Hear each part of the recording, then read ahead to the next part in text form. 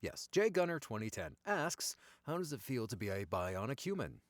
To be one? Because I'm all human. The one I play, however, I mean, yes, it's a dream come true. Woo! Bread Roll asks, hi Carl, a big fan of your performance. Well, thank you. What would you say is your favorite bit of dialogue, lines?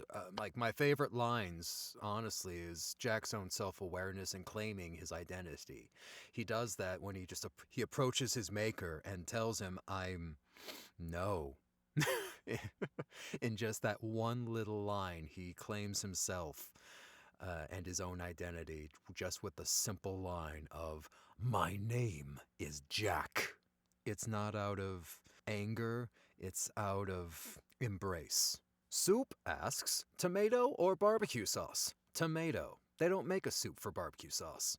Mave, LOL, 123, or Mavel, ol, 123. They ask, what is the best way to start a voice acting career? Getting an agent, or training, or multiple voices? Multiple voices is just the baseline. What agents and what your respected work is going to look after is acting!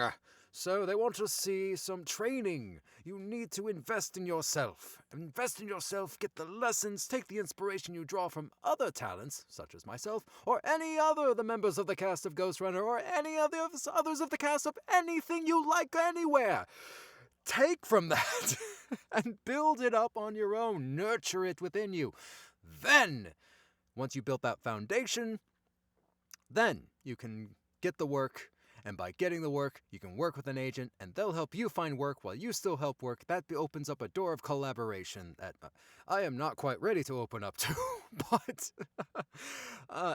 people find their own ways of working in this business. There is no one streamlined way to navigate their voiceover career.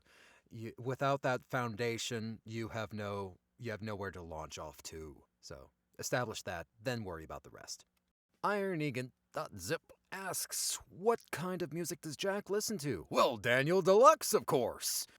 Nishikiyama asks again, cereal first or milk first? You put cereal in first because that navigates what the milk is going to taste like after. If you put milk in first, your cereal could go either way or no way at all. It's up to you. Goofy Hat asks, what design do you like more for Jack? Honestly, I'm akin to the G1 Jack. Simple leather jacket over all the cybernetic parts. To me, that was a very classy cyberpunk move to do that, especially with whatever resources he was just waking up to. But I do appreciate the design work they did for the second game. So his robe was more functional as a swordsman, and that is absolutely something Jack would want. Shin Oni GR69 asks, "What do do you like the cyberpunk genre and aesthetic?" I mean, I've been in love with the cyberpunk aesthetic since the '90s, between Ghost in the Shell, Akira, Black Magic, M66. Good man, it's been ingrained in me in the ancient animation, which and eventually opened up to a handful of video games. Once virtual reality. That was a far-fetched concept in the 90s too, and just integrating yourself into this machine base to immerse yourself into these vehicles of simulation. Ah, it's beautiful. It's lovely. Shin Oni also asks, do you think Jack would ever say I love you to anybody?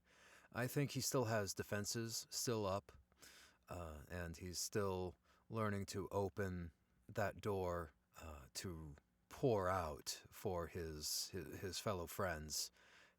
By being there, he's saying it without saying it. By protecting them, he's saying it without saying it. But will he ever actually say, I love you? I'm ready for that mystery as much as you are. GR075 asks, if you could perform any song in Jack's voice, what would it be?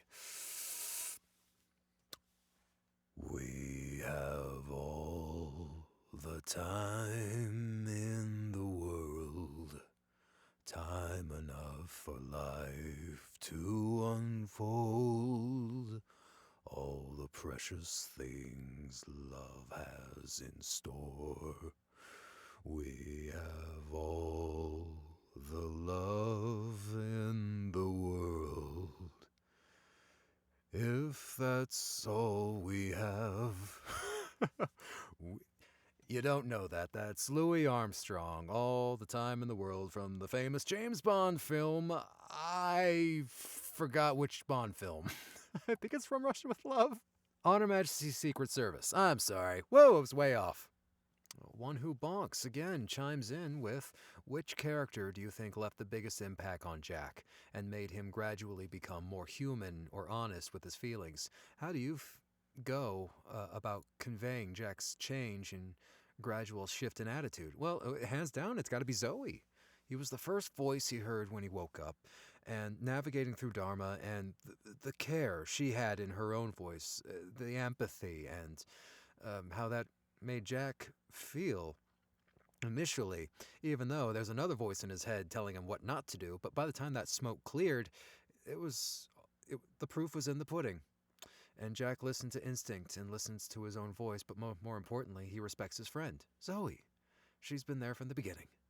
Nothing asks, what do you think about AI replacing your voice? I'm terrified. Please don't. Please don't. I like doing this job. I like giving jobs like this to other humans who rightfully deserve it, because AI can only go so far into human interaction and, well, not be plagiarism as well, have we found. So, while we're still ironing out those works, please don't voice replicate without a consent. Please don't. Space Mom the Guardian asks, what is your dream role?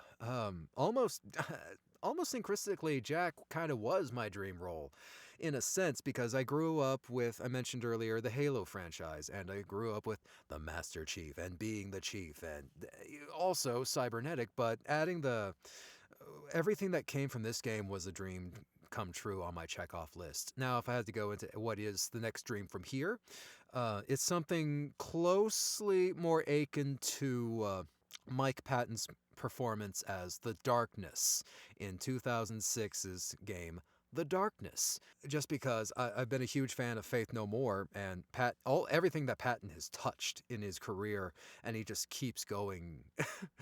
He's also gone to do a number of monster voices for the Valve games. You'll hear him sporadically throughout there.